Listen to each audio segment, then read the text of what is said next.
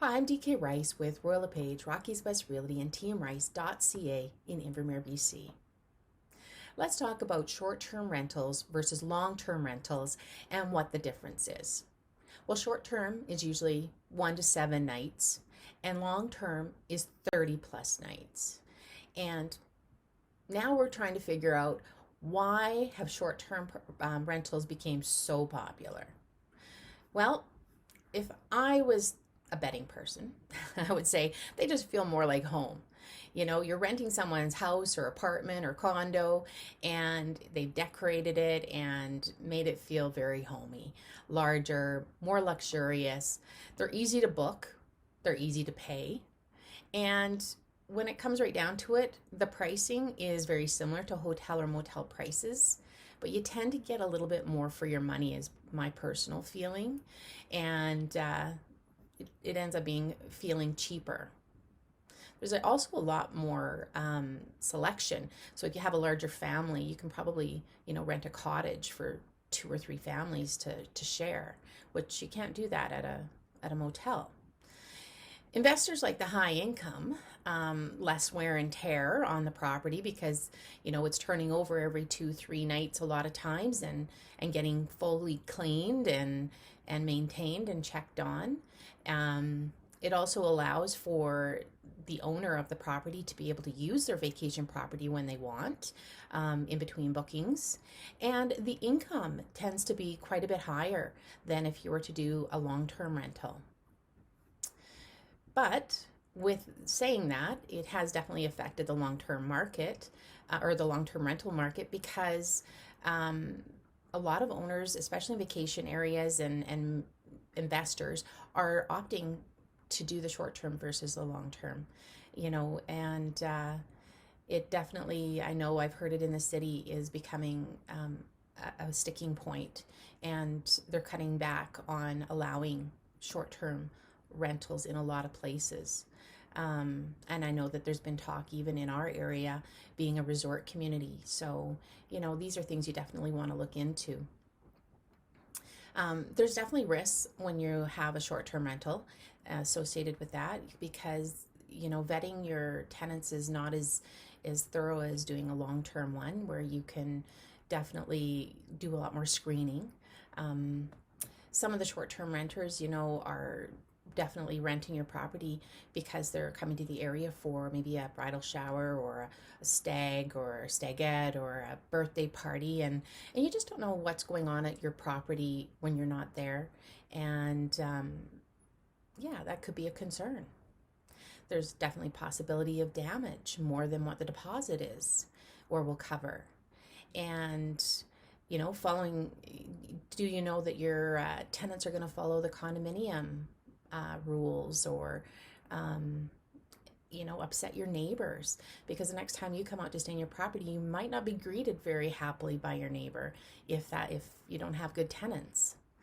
There's definitely no guarantee of income, because in our market, uh, it flows with the economic crises. If people don't have money to vacation, they definitely aren't going, to be renting short-term rentals. This also comes down to tracking your revenue. It is considered a business, so you do have to have a GST number and declare all your income to the CRA. Your insurance might not cover short-term rentals, so this is definitely something you'd want to look into. And the other thing, when you are purchasing an investment property and your intention is to have short-term rentals, make sure that the property you're buying allows them, because there are definitely some areas that do not allow short-term rental. It's right in the bylaws. You're going to have to consider additional services such as cleaning services, booking services, maintenance, check-in, all of that kind of stuff. And these are just some of the items, that I think are important to discuss as far as risks, as well as long-term properties. There's always, the downside there too, which could be a tenant turnover, and that's very time consuming when you start having to interview new clients and show property all the time to find that prospective client and do reference checks. And a lot of times your property ends up staying vacant for more than a month just until you find that next perfect candidate to rent. I do have experience with my long-term tenants paying late on a regular basis and having to deal with that. That's definitely something that gets frustrating. Knowing the legalities, this is definitely something that you're going to want to know your Tenancy Act inside out, because if in fact you have to evict a tenant, you need to know your rights and that you followed all the guidelines so that you have proof when it comes to evicting them. Otherwise, they tend to have, I find the Tenancy Act in their favor. Maintenance repairs on your long-term tenant property becomes a little bit hard sometimes unless you have an agreement with your tenant that they do let you know when things need to be repaired before they become a big expense. And I guess some of the positives, though, to having long-term tenants would be that there tends to be less turnover. In my opinion, the consistent rental revenue is nice, knowing how much is coming in every month or annually. You can vet the tenants better, check up on the property with 24 hours notice usually, and if you have a good tenant, and you can work, it could work to your advantage with your taxes and CRA. It's not considered a business, but you do still have to declare the income. Getting back to comparing your short-term versus long-term investment properties, there's definitely pros and cons to both. And you'll need to make that decision based on your own personal needs.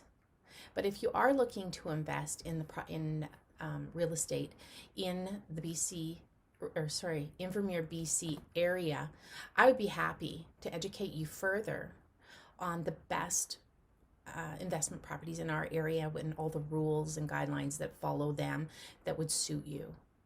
I look forward to seeing or meeting you or hearing from you in the near future. If you like this, be sure to click the like button below and follow me on my YouTube channel.